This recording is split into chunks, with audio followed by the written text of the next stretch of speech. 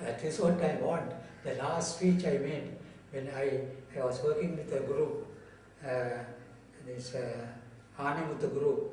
I told you this Periyarira magazine, I was writing articles under them. When they closed that, I left them and came.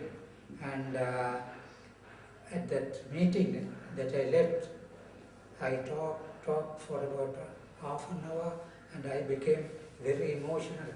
I even started crying. And the last words I told the crowd was that somehow, if I die, my body must be taken back to Europe. That's the last words I used outside. I will go, but if I can't go and outside, my body must be taken. Because we have sacrificed our whole life for Ila, not like others, working and giving money. Gave up everything, all the jobs. I was working all over, architect, town planner, earning 40,000, 50,000, like that. We gave up everything and went and started Tamil Gandhiyam.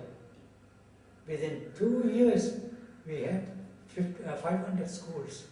We had trained 500 girls how to teach them very nicely, so that not as teaching but as playing, how to play with them and make them this one. And they did all that, and 500 schools were ready. And the Sinhalese fellows may have done it, or it may be that there is one Ariyarannam in the Sinhalese area who gets money from overseas and spends on Sinhalese people that he is a Gandhian. But he is not a Gandhian. He is drinking and eating meat and everything against Gandhi's philosophy. So that he couldn't do anything. But this army came and took us and put us in prison, and we nearly died. Now by this we are living. Already they had lined us. 9 people, last 9 people, elderly people in Welikada jail, put us in a big room like this, lined us diagonally. I was standing first, and 8 people were standing with me. That one man was my secretary. He knew Sinhalese very well. So he went to the door, and the daughter was, they are trying to break the lock. During that time, he told them, we are all educated people. We didn't do any of this killing or anything like that. We wanted to help the Tamils. That is true. But we didn't resort to any other force. And as they were telling him, the lock opened. And they pulled him out with one head on his, he fell down dead. So 8 of us were there. So they put 8 of us together. I was standing on top, and they went again onto a corner, and they were getting the AK ready to shoot 8 of us. For some reason, during that split second, as I kept my hands on top, a thought came into my mind. It is better we die like this. At least our people will say that we gave our life for Tamils. See how that thought comes. Then I thought, all these people, Prabhakara's boys, they must have died like that. We are dying for our country. I didn't feel at all. I was prepared. If they shoot me, doesn't I go? I surrendered. But for some reason, there was a commander below. He shouted out, bring them down. I don't know how to explain. Some people will say it's a miracle, God came and did it. I don't believe in all that. He shouted, bring them down. So that fellow he didn't want to show the commander that he had loaded to kill us. He took everything out, and they took him out. And the commander, he brought his people about here up to say that your car. up to that place we had to walk on a narrow path. So this commander, he put one people, his soldiers on one side and another people on the other side, asked them to hold together. People were trying to break through and come and kill us. He didn't allow.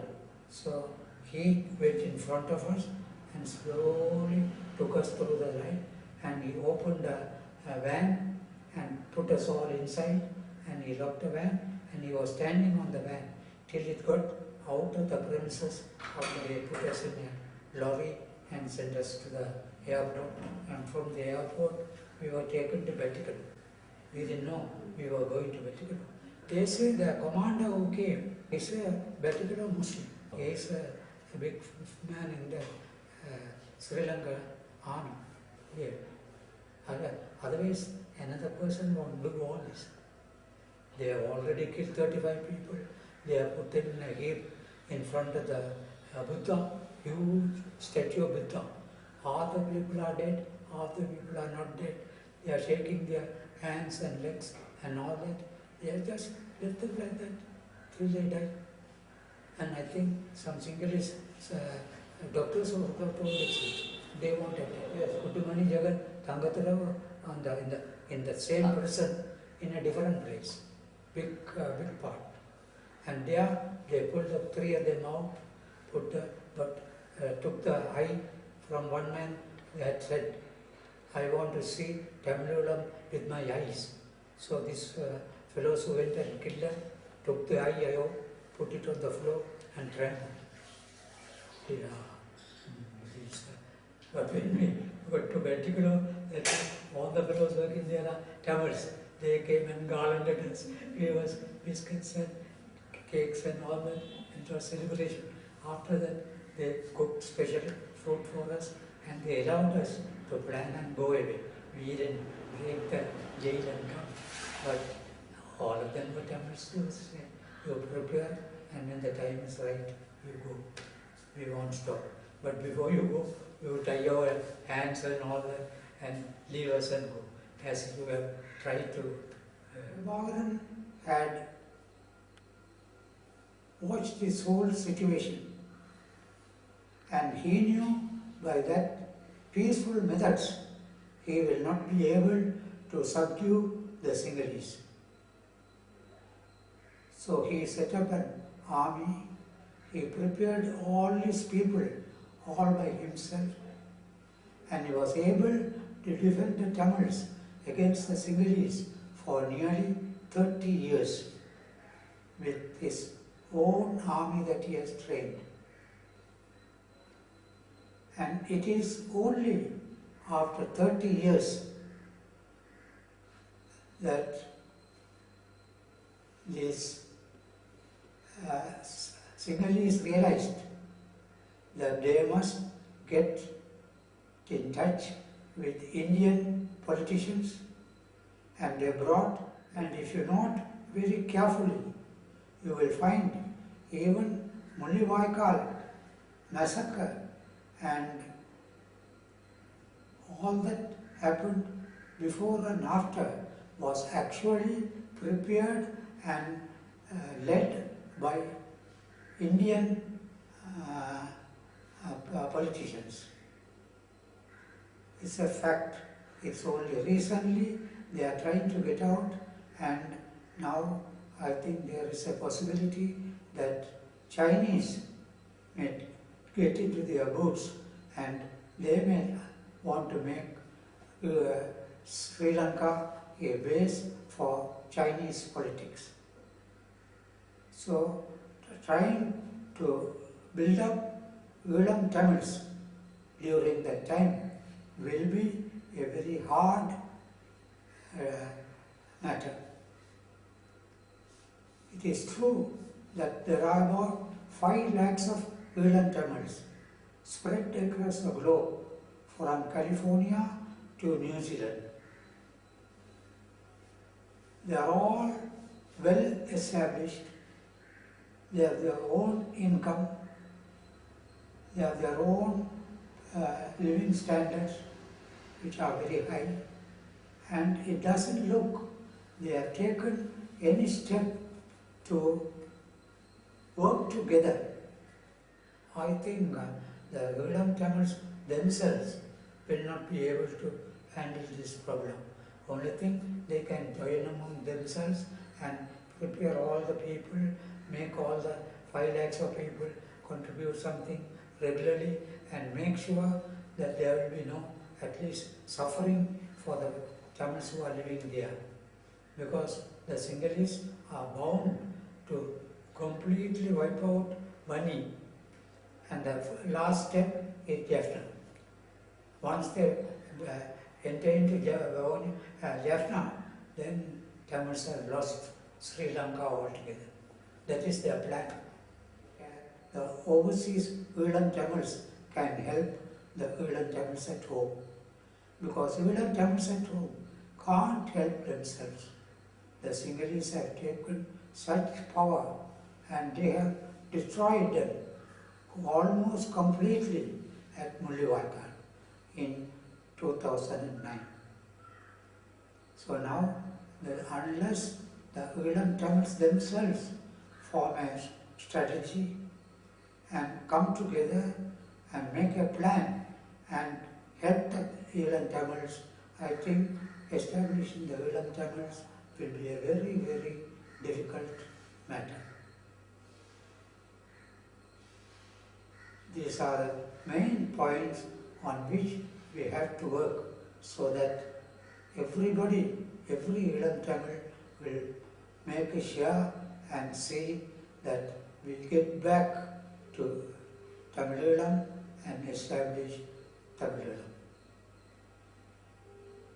Because without that, if we have to live as foreigners all over the world, especially Professor Francis Boyle, also he has written a book, Massacre of Tamils in Tamilelam. And there he has given a complete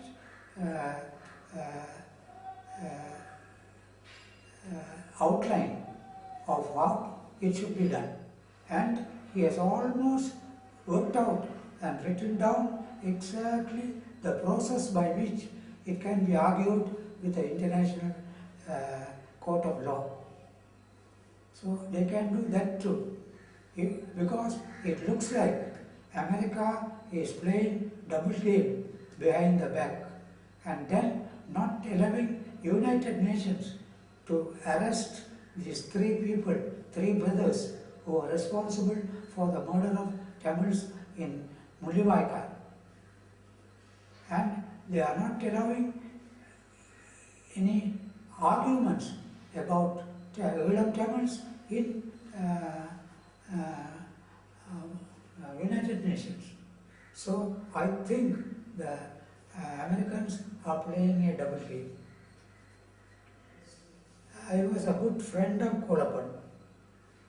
About 12 years ago, at the time he was working with Express, he came and interviewed me and he wrote an article. And I was very much touched by that article. He described all my efforts to help the Tamil people, and then at the end he wrote a sentence which actually made me value his understanding. The last sentence he wrote was, Mr. David is a born Siddha, and he will never depart from his